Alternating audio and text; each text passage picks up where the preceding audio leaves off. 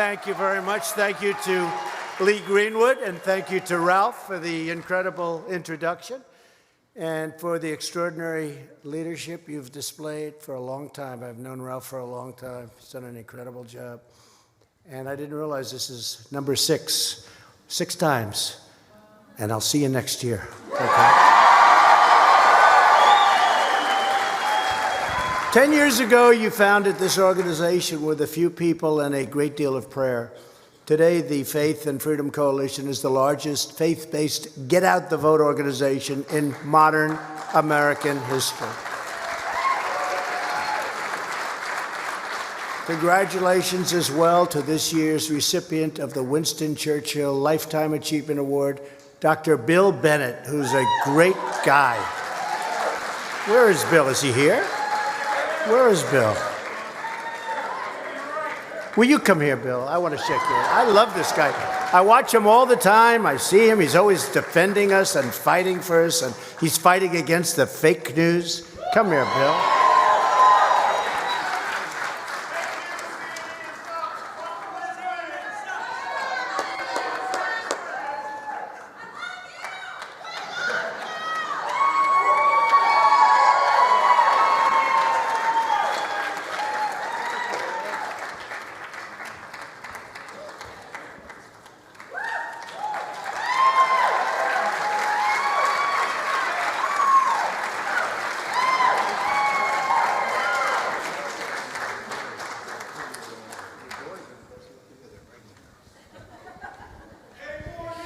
Are his boys here? He's got the best looking family. I don't know how he did it. His wife is beautiful. Let me see, stand up. Look at that. What a family. What a family. Bill, say a few words. Doesn't know how I did it. With all due respect, you're a very attractive man, but Melania has the edge. You mind?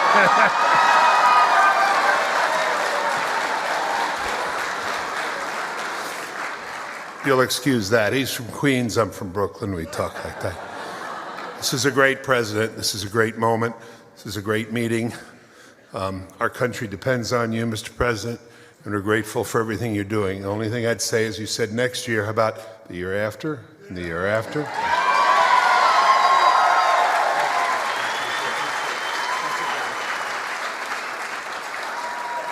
Thank you, Bill. Special man, thank you very much.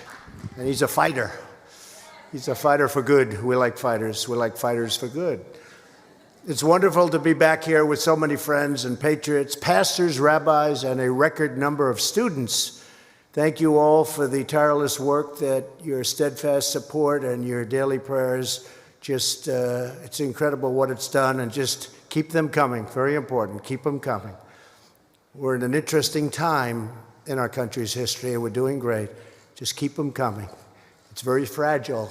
You know, it's one vote, it's one justice, it's one little thing, and it can all change. You have to be very hard, very vigilant. You have to go out and vote.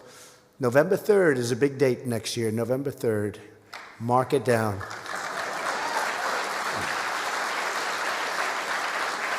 But I want to thank you for your voice, your time, and your energy, and to knock on doors and make calls and educate voters and mobilize your fellow Americans. Because with your help, we will soon once again win a historic victory for life, for family, for faith, and for freedom.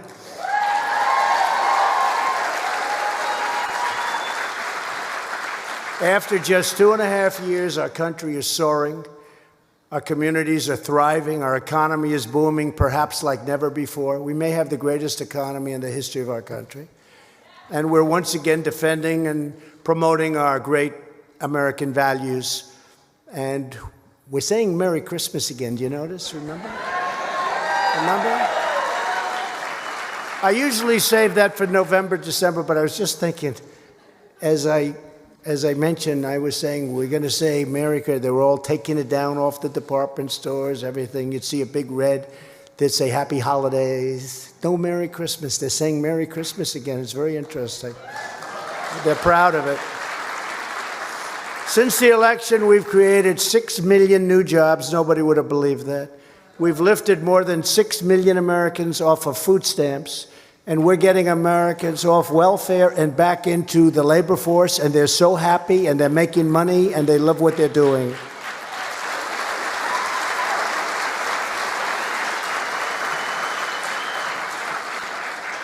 And you've seen me say this before. Where is Sean? Is he here? Or NFL, not only NFL, but he's MVP. Where is Sean? Is he here?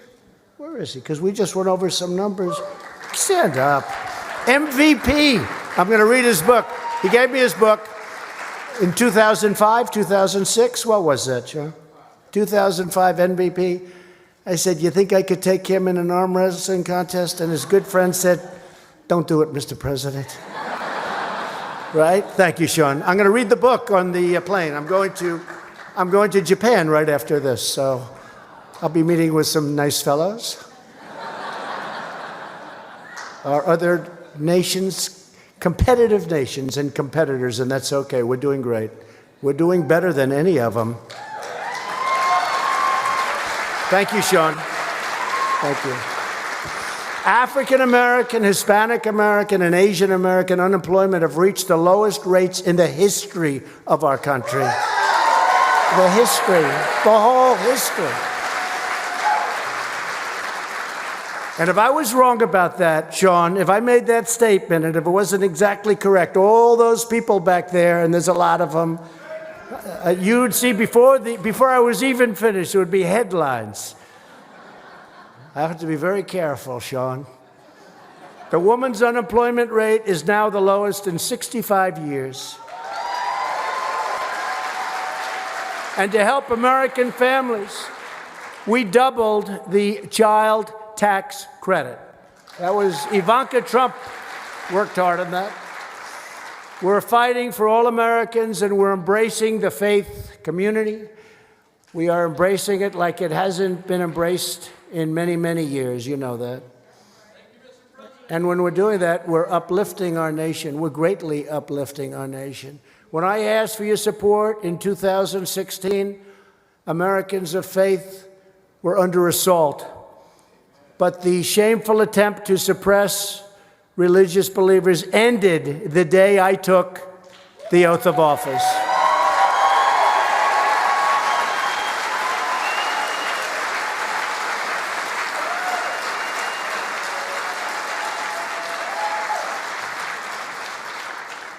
And now, by the way, because of what we did with respect to the Johnson Amendment, you know what I'm talking about? Our leaders, like all of the people that have been so supportive, our pastors, our ministers, our priests, our rabbis, all of our religious leaders, we're allowed to speak again. We're allowed to talk without having to lose your tax exemption, your tax status, and being punished for speaking. And the people that we most want to hear, our great clergy, is now able to speak without fear of retribution. And I'm very proud of that. I said I was going to do that. I'm very proud of it. They can speak, unless they speak against me, in which case we'll bring it back. We'll bring back that Johnson Amendment so fast, Sean. I'm only kidding. I'm only kidding. They're going to take it seriously. You know, they're going to go out. We have breaking news. They're going to say, see, I told you he wants to be a dictator. I told you that. They are unbelievable what they do. You have to say it with a big smile on your face, otherwise, and even that doesn't work. Bill understands that, right, Bill? We're cherishing our nation's religious heritage once again. My administration has taken historic action to protect religious liberty.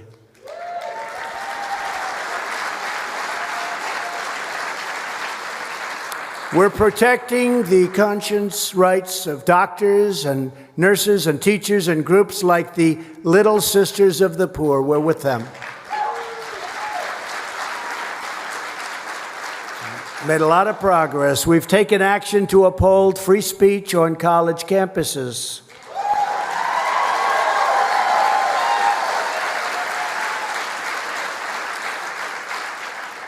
Colleges are now, by the way, looking around very carefully when they throw conservatives and religious folks off of their campuses. looking around very, very carefully, because they have a big, fat, beautiful monetary penalty to pay. I haven't heard too much about it since I did that a few months ago. Do you notice that? I haven't heard so much about that. We give them billions and billions of dollars, and then they don't let people speak. And I don't care, liberal, conservative, it doesn't matter, Republican, Democrat, but you can't do that. We're preserving our country's vital tradition of faith-based adoption, and we're proudly defending the sanctity of life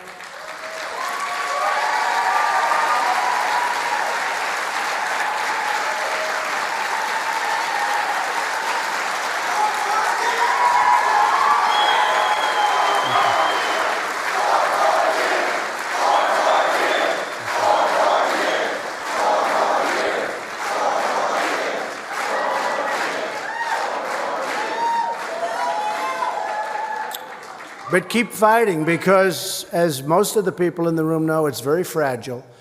Unfortunately, Democrat politicians have become increasingly hostile to pro-life Americans who want to help more children find a loving home and share their dreams with the world. Virtually every top Democrat lawmaker now supports taxpayer-funded abortion right up to the moment of birth. And by the way,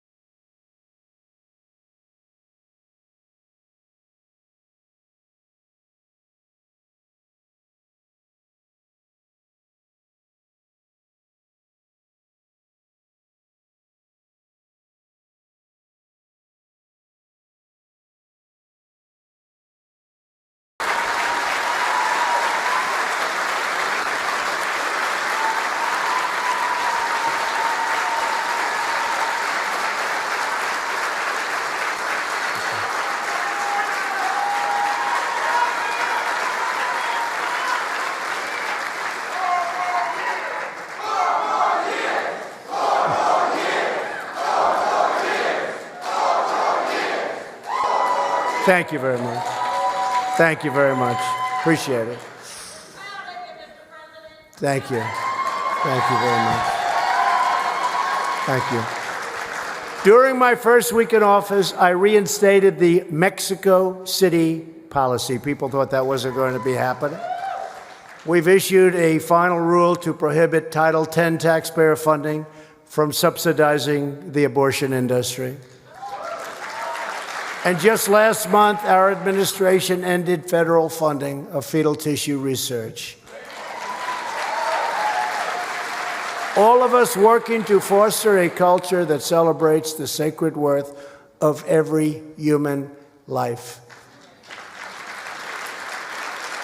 And this can all change very quickly. Just remember, we've done things that nobody thought possible. We've done things that are so good and so righteous and also so fragile.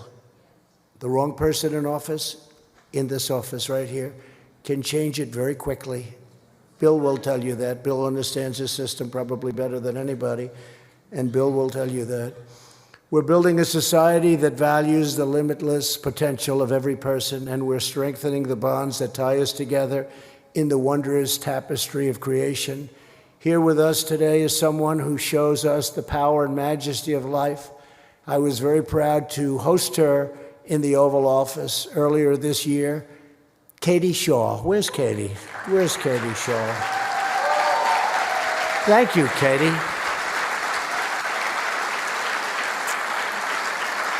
We had a great meeting, right? In the Oval Office. Thank you, Katie. You look well, really well. Thank you very much. Thank you. It's so nice. She was in the Oval Office and really made a great impression on everybody, and it was very exciting. Thank you very much for being here. Katie's from Indiana. She was born with Down syndrome and now works at a local store, does a fantastic job, volunteers in her community and has testified before lawmakers. As Katie said, it's a wonderful life. I've made the world a better place. And Katie, yes, you have. You have.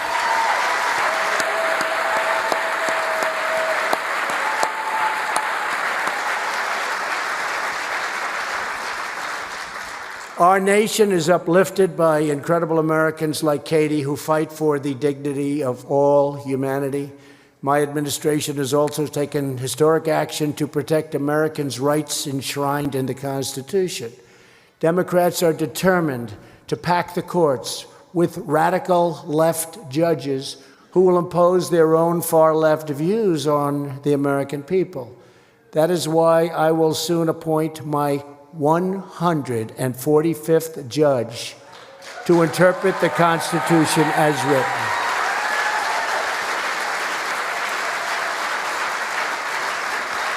You know, normally when a president assumes his position in the White House, you have no judges.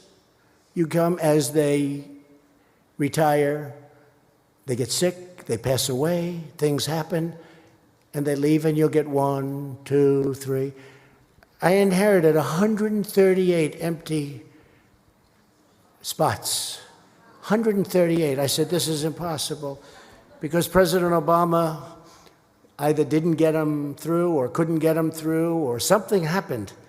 But I said, how many judges do I have? Sir, you have 138 federal judges. 138, which is percentage-wise going to be a record. But the only one that has a record greater than mine percentage-wise is George Washington.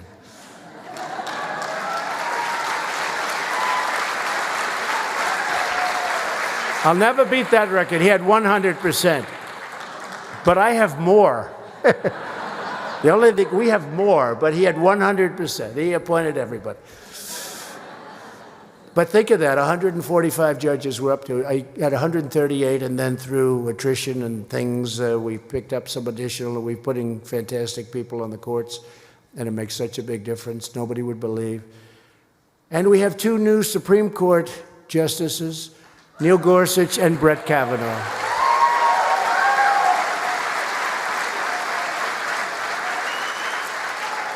And exactly a year ago today, in a 5-4 decision, the Supreme Court upheld the First Amendment rights of pregnancy care centers. And just last week, the Supreme Court ruled 7-2 that the Peace Cross, wasn't that nice, right? There's one that would have come down. In a memorial, beautiful memorial in Maryland, which honors our heroes of World War I, but it's in the form of a cross, and they said it can stand on public land for all to see. Isn't that nice? It's so beautiful, and it takes up such an important place in that area, in that whole state. And they wanted to rip it down. They wanted to take it down because it was a cross. And we won that one just 2 days ago in the Supreme Court. Isn't that great?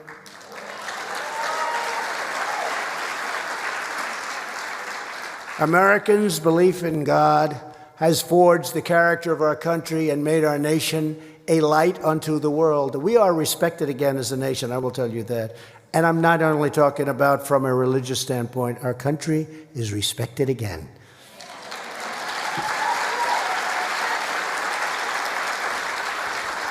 Today we are excited to be joined by hundreds of college students, including 8 students from Liberty University, great school, who just got back from a mission trip to Oklahoma.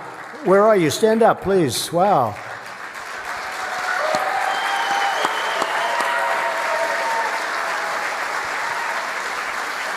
That's fantastic. It's a great school, and Jerry Falwell's a friend of mine, and he was with me right from the beginning, and he's so happy about it.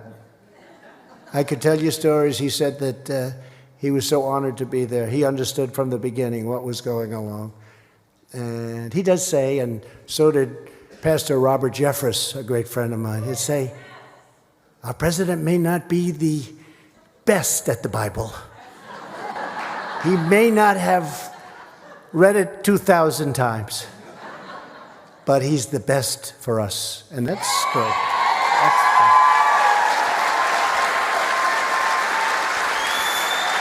That's true.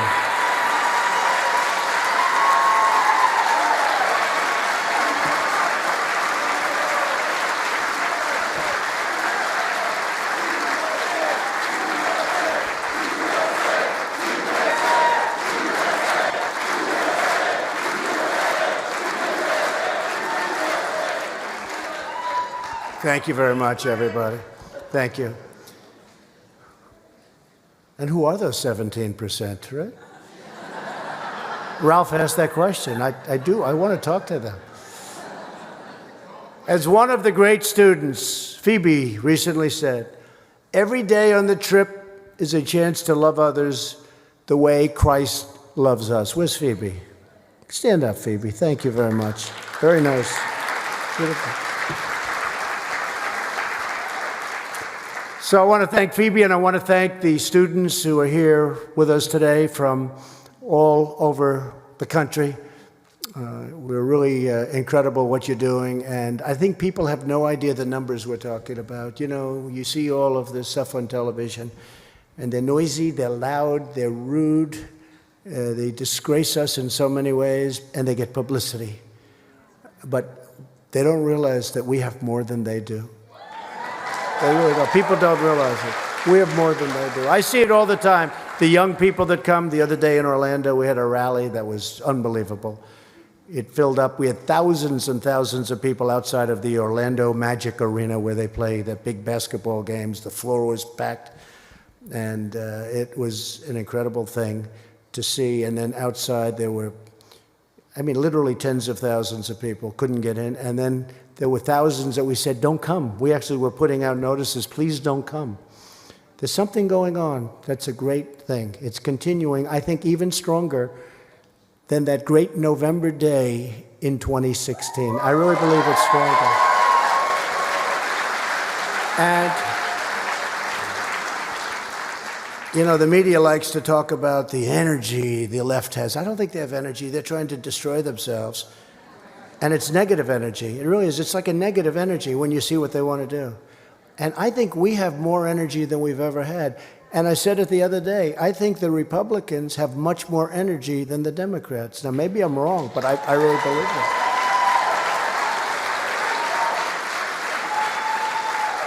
And they like to talk about 2018. Well, number one, in 2018, I didn't run. I wasn't running. I was helping people, and almost everybody I helped.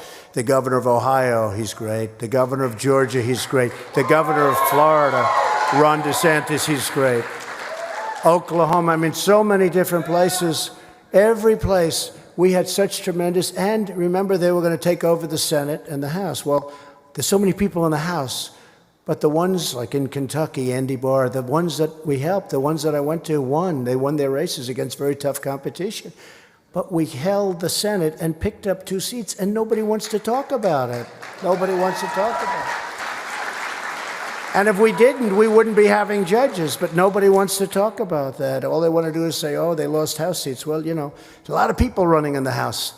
And what I did is I campaigned for senators, and we almost picked up another 3. We came very close to big upsets. So I actually think we have the energy, and I'm going to be running, and it's going to make a big difference. We're going to win a lot of things that people have no idea. Like, for instance, in the audience the other night, so many women for Trump. So many. So many.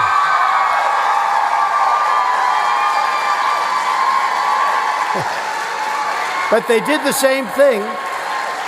They did the same thing.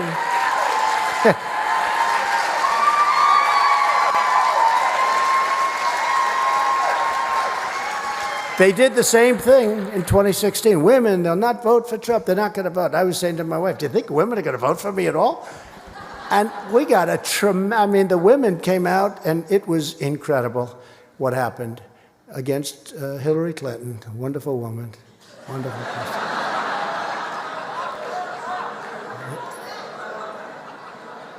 Who dubbed us all the deplorables. She actually said 2 words, you know. You know the other word. She said deplorables and irredeemables. And I thought the word irredeemable was going to catch on. Shows you what I thought. Because I think irredeemable is worse than deplorable, right? Wouldn't you say, Bill, give me a definition. Isn't it worse? But the next day I made a speech. I'll never forget. She used it. I didn't think too much about it. The next day I'm in this big stadium making a speech, and I see, we're the deplorables, we love you. Saying, where did that come from? See, that's why politics is a tough business. One word can put you right out of business, right? One word. That was not a good speech she made. I don't know who wrote it, but I don't think she'd ever want to use them again. The deplorables. The activists. The activists in this room, and that's what you should call yourselves. You're activists. Be an activist. They are activists. What they do is so terrible. Be activists. That's okay. There's nothing wrong with it. And the believers across our country, they strengthen our communities in countless ways, so many ways. That's why we're empowering Americans of faith to live by the Lord's calling, to love their neighbors. We've created nearly 9,000 opportunity zones with Tim Scott from South Carolina. He's a great guy. Great guy. He came in with this idea, and nobody had any idea it was going to work like this. There's never been anything that worked like this. It's incredible what's going on with opportunity zones, brand new, which give churches and investors more ways to rebuild distressed communities. And last year, with the help of many faith leaders, I signed groundbreaking criminal justice reform into law.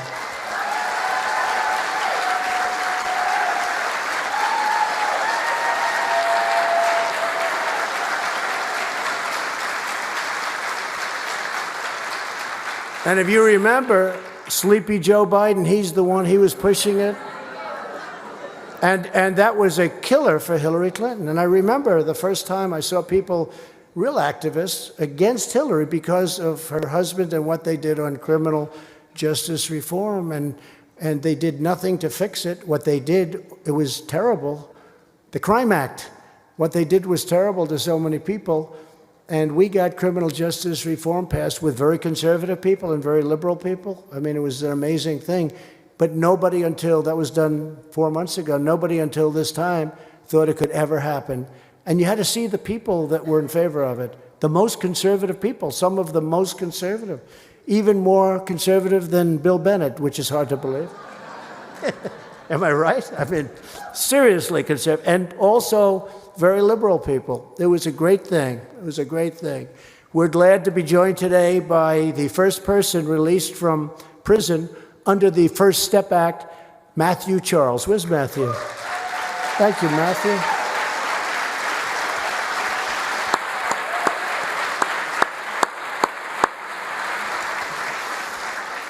That was very unfair, what happened to Matthew and many other people. Many other people. We're very tough on crime, but what happened to some people was very unfair. So it's really great that you're here, Matthew, and I hear you're doing phenomenally well, and we appreciate it.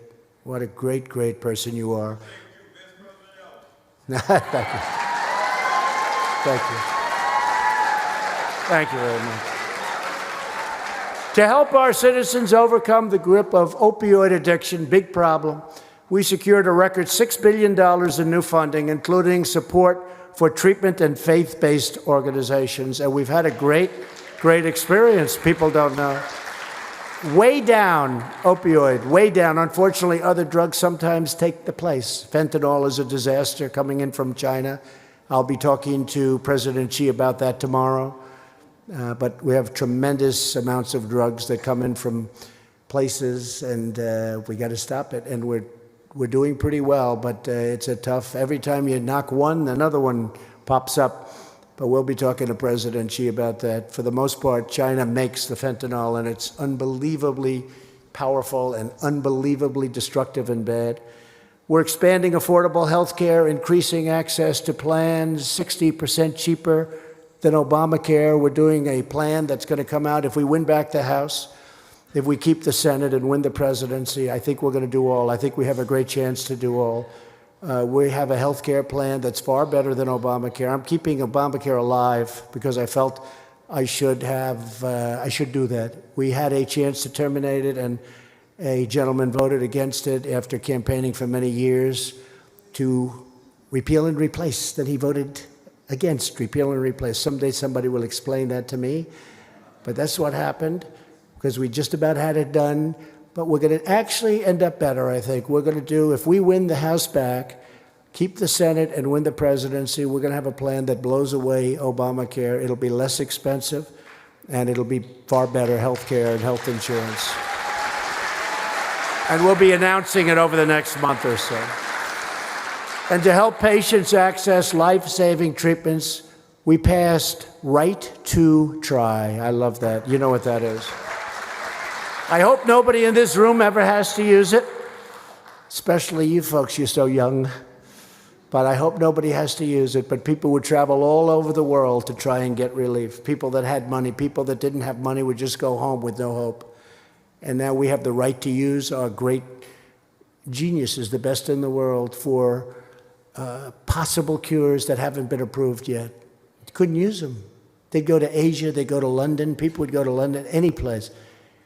And now we're using it, and we have had some incredible success. And I must say, the other day I was watching a favorite network of mine that I really have a lot of respect for. That doesn't always treat me so great, by the way. They could do better. But at least they're fair. And I was watching, and I heard the story of an incredible, unbelievable young woman who was battling rare bone cancer. They made a mistake. A doctor or a hospital made a mistake. She called it it was a medical error. Her name is Natalie Harp, and she lit up the television screen like very few people I've ever seen do it. And she talked about how they were preparing her for death.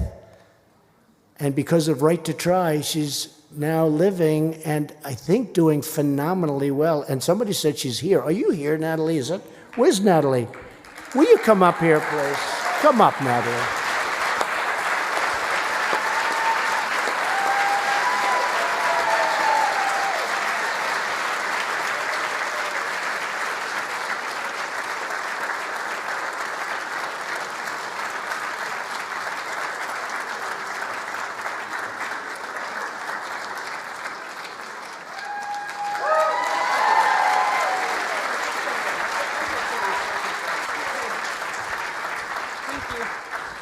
Thank you, Mr. President.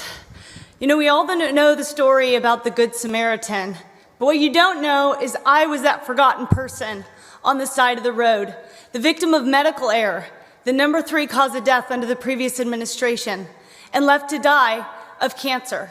First, the medical establishment, they came by and they saw me there, so they wrote prescriptions for opioids and they walked on. Next, the political establishment, they saw me there. And they stopped just long enough to come over and tell me how to die, how to speed up my death so I could somehow die with dignity. But then an outsider, my Good Samaritan, President Donald J. Trump, he saw me there and he didn't walk by, he stopped. And for every single one of us, he gave up his own quality of life so we could live and work and fight with dignity, because he believes in survival of the fighters, not the fittest. And so, Mr. President, I have to say you have made a lot of promises to us, and you have kept every one of them. So now we're going to make you this promise. Just as you fought for us, forgotten America will never forget how you saw us on the side of the road, and you walked over, and you picked us up, and you made us great again. And now we're going to fight for you, Mr. President. God bless you.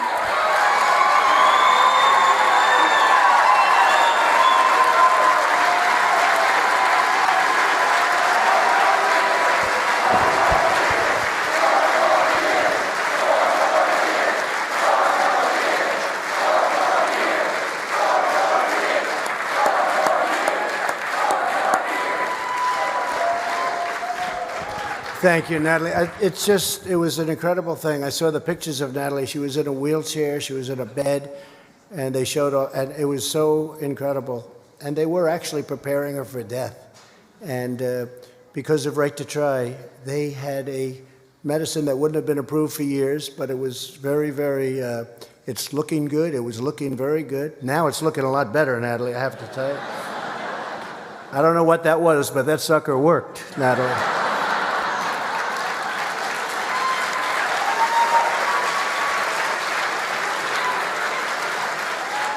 You know, part of the problem with Right to Try is that the big pharmaceutical companies and the labs, they didn't want to do it because they didn't want to have where a person's terminally ill or very in bad shape. They didn't want to have that on their record. I understood that. And so we didn't put it on their record. We made a second, record which people don't see and we don't want to show. You know, it's unfair to them, but they didn't want it on their record because people were very far along, unfortunately.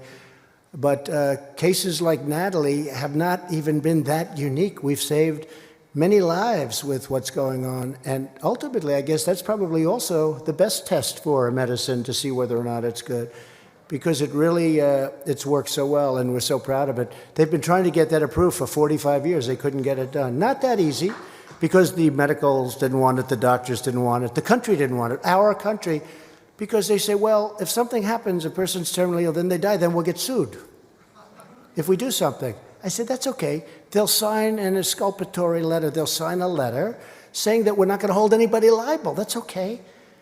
And they said, well, that's a good idea. Can you imagine 45 years, nobody thought of that? Obviously, they're not in the real estate business in New York. Yeah.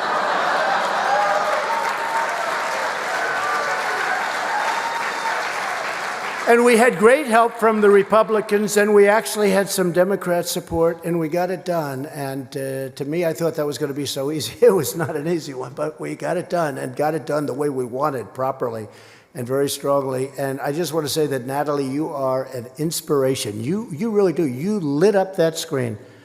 My wife watched. I said, you have to see this. It's a great invention. It's called TiVo. Okay, I don't want to be advertising, but it's like better than television, because television, you never see it again. With TiVo, you play it back. I played it back. And my wife said, that is amazing.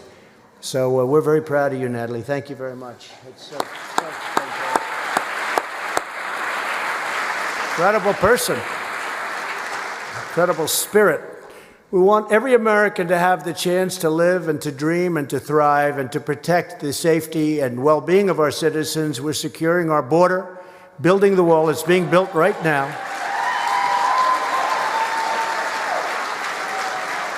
Could have been so easy, the wall, if they gave us the money, but they won't give us the money. The Democrats won't give us the money. And I think it's more political, because a wall works, okay?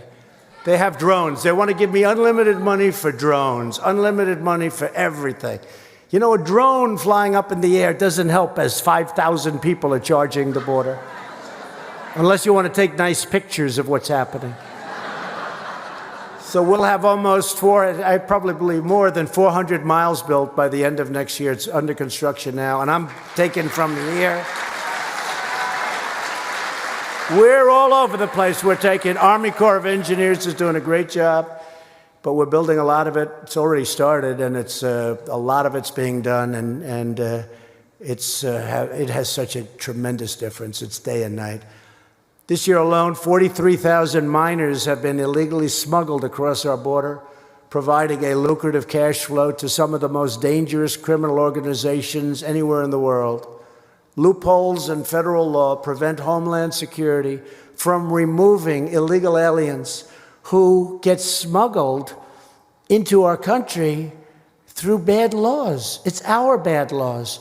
And by the way, Mexico, they're really helping us. They just put 6,000 soldiers on the southern border, their southern border, and they just announced they're going to put 16,000 soldiers on our southern border. And it's had a huge impact. It's only been a few days, literally, but it's had a huge impact, and they were great. And I'm glad I didn't have to do tariffs on Mexico. I'm glad. I'm very glad. But we've been trying to get them to do that for 40 years, more. They said for 40 years. And I'll tell you what, they stepped up. And as I say, Mexico is doing more to help us than the Democrats, who are doing nothing. Nothing. We have repeatedly asked the Democrats to close these loopholes and to save the lives of young immigrants. I mean, they're too busy interviewing people on the Russian witch hunt, on the hoax. If they spent a little bit less time on the Russian witch hunt, which turned out to be a total phony deal. Actually, they're the ones that committed the crime, as it turned out. If they spent some time on that, they could solve the loophole problem in an hour. They could solve the asylum problem in an hour. And we'd have no problem whatsoever at the border. They don't want to do it. They want things to look bad. They want open borders. Open borders mean crime, means human trafficking. Human trafficking. Mostly women. Okay? Human trafficking. This is like prehistoric, a word like that, trafficking. Who would think? There's more human trafficking in the world today than there ever has been in history. Who would think that? You think of it almost as an ancient term. It's not. Because of the internet, all over the world, it's happening. Mostly women. And the Democrats don't want to fix it. Someday you'll explain this to me.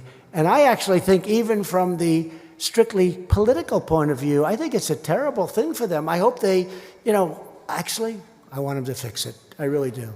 But if they keep going in this path, who the hell would want to vote for them?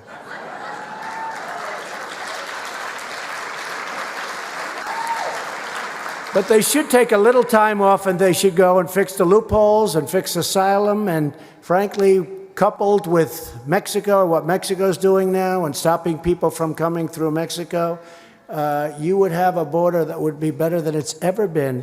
And we'll be there pretty soon in any event. And as the wall goes up, every area that we build, we pick the worst areas first, but it makes a tremendous difference. Democrats who refuse to close these smuggling loopholes are effectively supporting and promoting child endangerment and exploitation. And they're making some very, very bad people, the cartel people, rich, very rich. People are saying they're making as much money or more money with people now as they do with drugs. These are rough people and they're bad people, and we could solve it so easily. They've got to fix the loopholes and fix asylum. The tragedy playing out on our border is the predictable result of Democrats' twisted obsession with open borders policy. They want open borders. You saw these massive caravans of 10 and 12,000 people, 15,000 people in one case. And in those caravans are some very good people. But also in those caravans are some very, very bad people. And they're probably put there by the countries who want to get rid of them, probably. I don't say that. But we were paying those countries $600 million a year, and I cut it off about 7 or 8 months ago. I said, look, they could stop these caravans. And then I took a lot of heat from Democrats that said, we want to pay them. Well, maybe if they get it right, but they're doing better for us right now. If you look, Guatemala, Honduras, El Salvador, they're doing much better for us right now. We're close to a safe third agreement with Guatemala, which we appreciate. They're doing much better for us now than when we paid them. When we paid them, they were just taking our money and laughing at us. Now they'll do anything to get that money back. And if they do a great job, I think we'll maybe do that, right? Does that make sense? But $600 million a year we were paying, and we were getting nothing but disrespect. And this is for many, many years. Now I took it away. And honestly, they've been, I think, much different. But they would put bad people in those caravans. They don't want killers. They don't want murderers. They don't want people that are criminals. So let's send them to the United States. And they're not doing that anymore. And we're doing some very strong work. And again, with Mexico having 6,000 soldiers at that border, that's a tremendous deterrent, I can tell you. Democrats are solely responsible for the humanitarian crisis because they've refused every single effort to shut off the magnets of child smuggling. Hard to believe. As long as coyotes believe they can use children to evade our laws, children will continue to be endangered. When you come in with a child, our laws are so bad that you have a tremendous advantage. So you get these people, and they give them children, and they charge them for it. They walk in with a child that isn't their child. And because the Democrats have these horrible laws that were horrible many years ago that they should have fixed a long time ago, but they don't want to do it for political reasons. But think of it. If you have a child, it's much easier to come in. And that's why we have so many children who've been so badly abused. And we're taking care of them much better than President Obama took care of them, I can tell you that. Much better. And he was the one that had separation. I'm the one that put people together. And I said, you know, when you put the families together, because separation is so bad, a lot more people are going to come up. And I was right about that. But still, the whole concept of separation is so bad. But again, fixing the laws would solve everything. And they could do it so quickly. It's so simple. They know what to do. They just don't want to do it. If the Democrats have any shred of moral decency on this issue, they must immediately charge forward and change our laws. They have to end all child smuggling. We have laws. It would end all of this horrible child smuggling. How do we have thousands upon thousands of children?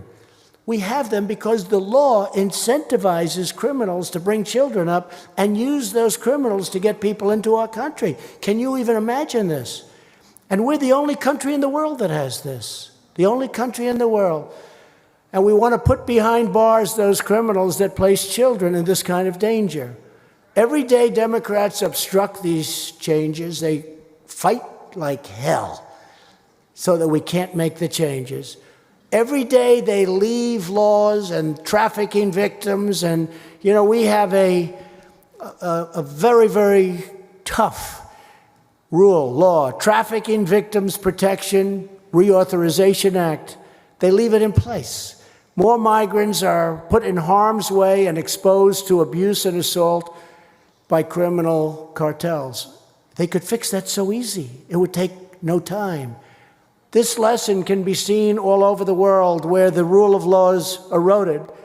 Where it is eroded, the Democrats, even when we had both houses, where we had Congress, where we had the Senate, and we had wonderful congressmen. We had the House of Representatives and the Senate, but we didn't have enough votes because it was very close. We needed 60 votes, and we had 51 votes. And sometimes, you know, we had a little hard time with a couple of them, right? Fortunately, they're gone now.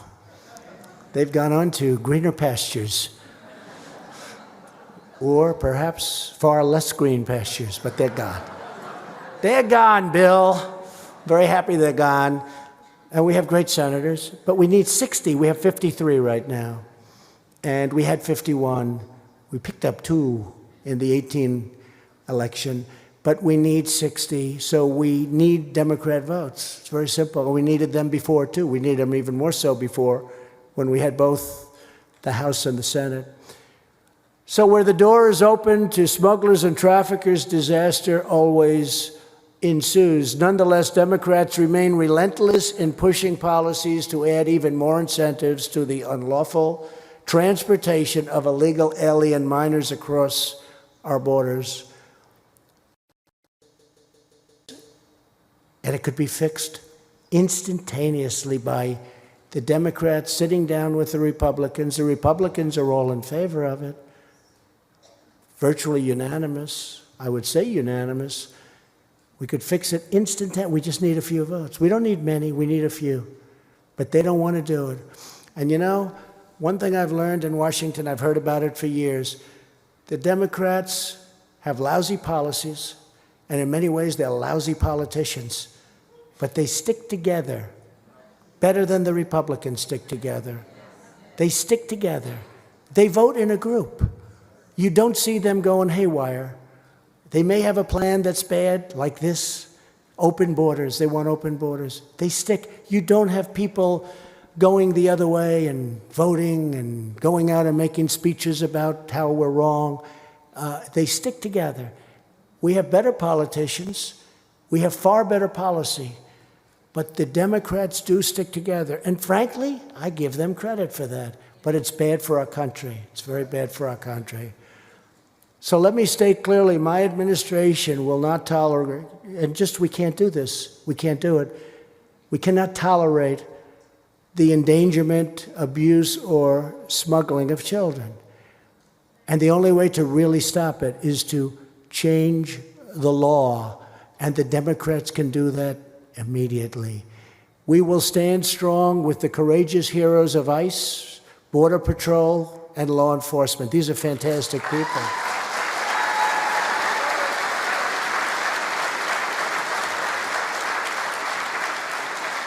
They want to get rid of ICE. ICE is these are great patriots, these are great people, but they're also tough. Sean can tell you about that. You need toughness at a certain point, Sean, right? You need physically tough, strong, tough. These are great people. Sean's a great person, but he's tough. It's okay. We need strong people. We need tough people. ICE goes into these areas where you have MS-13, and to them, it's like a day in the office.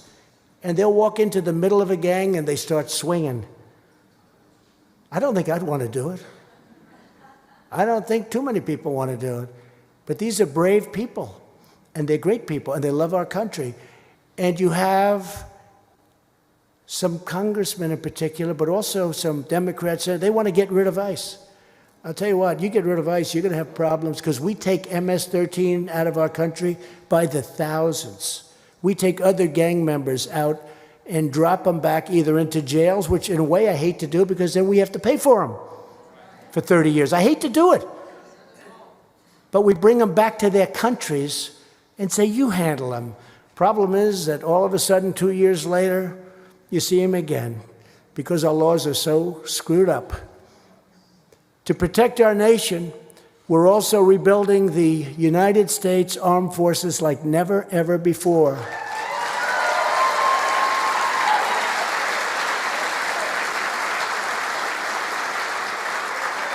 Lindsey Graham said last night, he made a speech and he said last night that he's been a senator for a long time. He's been in politics for a long time. He's always been very strong on the military. He's never seen our military so strong as it is today. It's a great statement.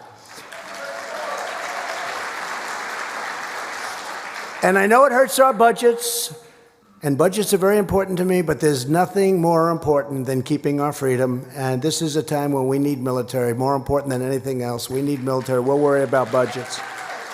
We spent $716 billion last year and $700 billion the year before. And we have brand new fighter jets. We had jets that were so old they didn't fly. We had jets so old they had to go to the desert, to the airplane graveyards, they call them. They have graveyards of old planes. They had to go there to get parts.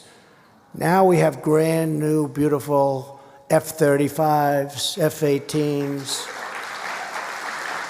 Best planes in the world. And they're all made in the USA, right? We like that. Made in the USA. And as was stated a few times, because I've seen it and heard it so much here, but I recognize the true capital of Israel and opened the American embassy in Jerusalem. Thank you.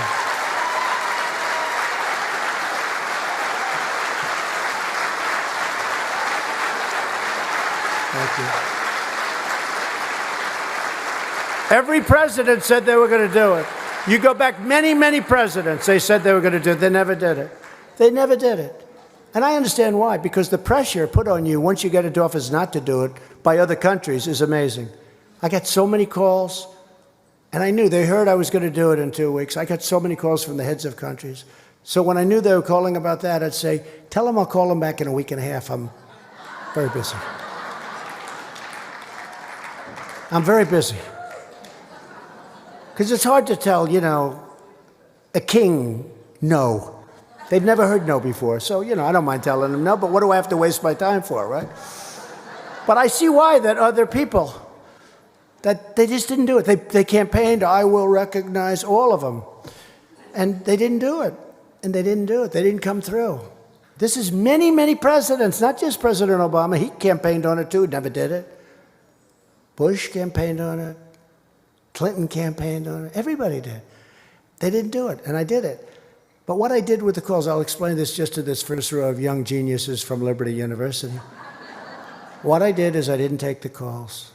And then after I signed the document, had a press conference, announced it, And now Jerusalem becomes the capital of Israel. It's a big thing, right?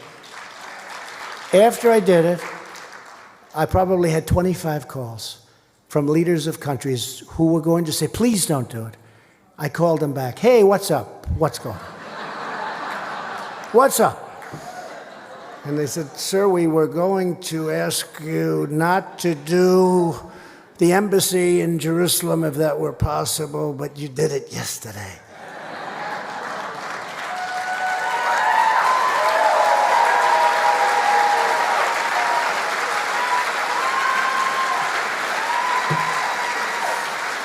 And I said to all of them, I said, I'm sorry, I wish I got to you a little bit earlier. And this year we recognized Israel's sovereignty over the Golan Heights. That was another big thing.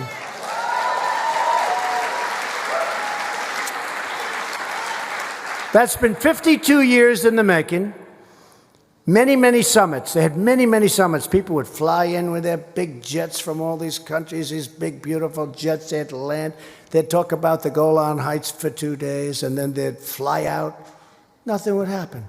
I did it. First time. And maybe most importantly, or very importantly, I withdrew the United States from the disastrous Iran nuclear deal.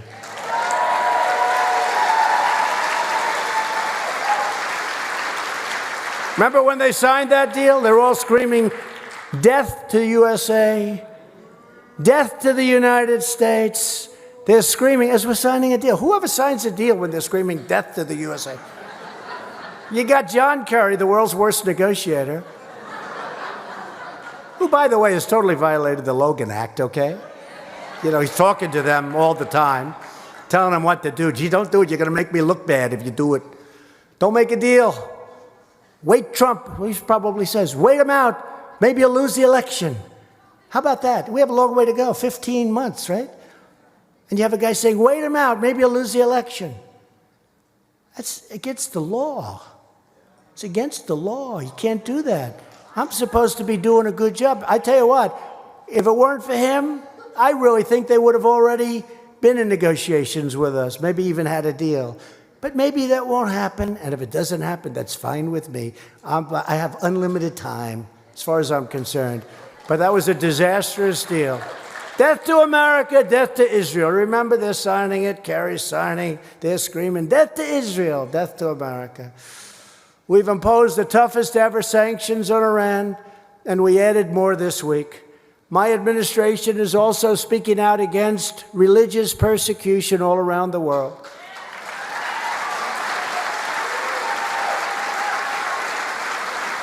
We believe that every community has the right to worship in peace. In Latin America, we support the people of Cuba and Nicaragua and Venezuela in their righteous struggle for freedom. A lot of progress, too. In America, we reject the failed socialist ideology of government domination.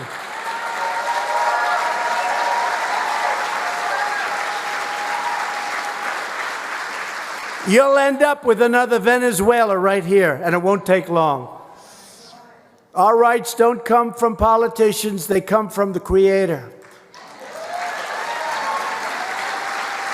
America was not built by bureaucrats. America was built by innovators and entrepreneurs, pioneers and pastors and ministers and priests and families and factory workers and rabbis and dreamers and doers. Our destiny is not written in Washington, it's written in our hearts. We know that faith and prayer, not federal regulation, defines the moral character of our country. We know that. We know that families and churches, not government officials, know best how to create strong and loving communities. That's why I want our pastors and our clergy telling us what they think. I want to hear from them. I don't want them to be held up in making a statement. I want to hear from those people. Those are the people you want most to hear from, perhaps even more so than your president, but maybe not. I don't know. You tell me. But I want to hear from them. I don't want them to be hurt or harmed or taxed because they're giving their views. Those are the views I want to hear. Above all else, we know this. In America, we don't worship government, we worship God.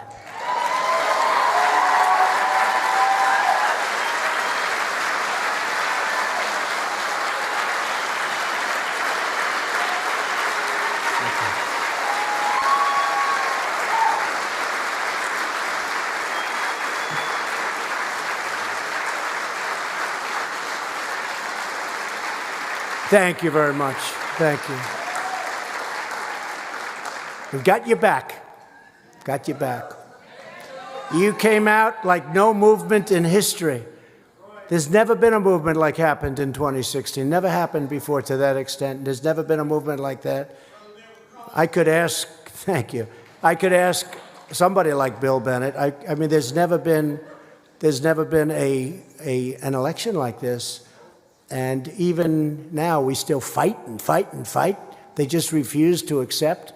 But we're winning the fight, and it's a very important fight. And the election coming up is, in certain ways, maybe going to be as important. I can't say more important, but as important as the election of 2016. In certain ways, it could be more important. I mean, it really could, because it could all go down very quickly. I mean, you have to be very, very careful. Bill, I don't think there's ever been anything like happened in 2016. What do you think? I really, I believe it. I just, not because of me, it's just a movement that nobody's ever seen anything like it. Anywhere. All over the world, they talk about it. Everyone here today is united by the same tireless values: the dignity of work, the miracle of life, and the blessings of freedom. Every day of my presidency, we fight on behalf of hardworking citizens who pay their taxes, follow our laws, raise our children, protect our communities, and make this the greatest nation ever to exist on the face of the earth. And today, I honestly believe it's greater than it's ever been before.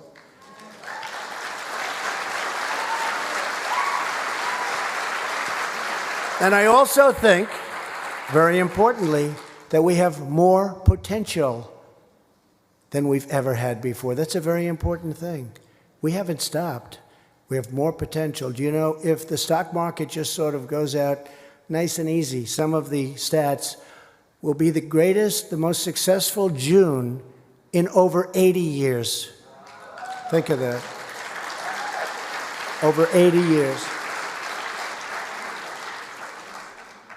And if it goes up a little bit more, it could even break the all-time record. But 80 years is not so bad. The choice of our future has never been clearer.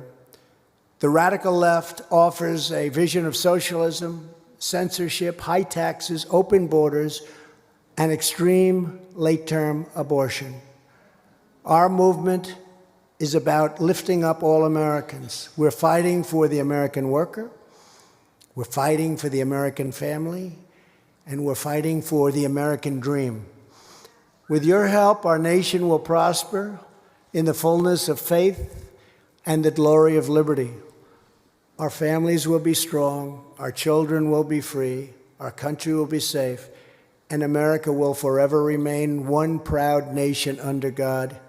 Together with the love, the prayers, and devotion of everyone in this room, and the millions and millions of patriots all across our land, we will make America great again for all Americans, greater than ever before. Thank you, God bless you, and God bless America. Thank you. Thank you very much. Thank you. Thank you.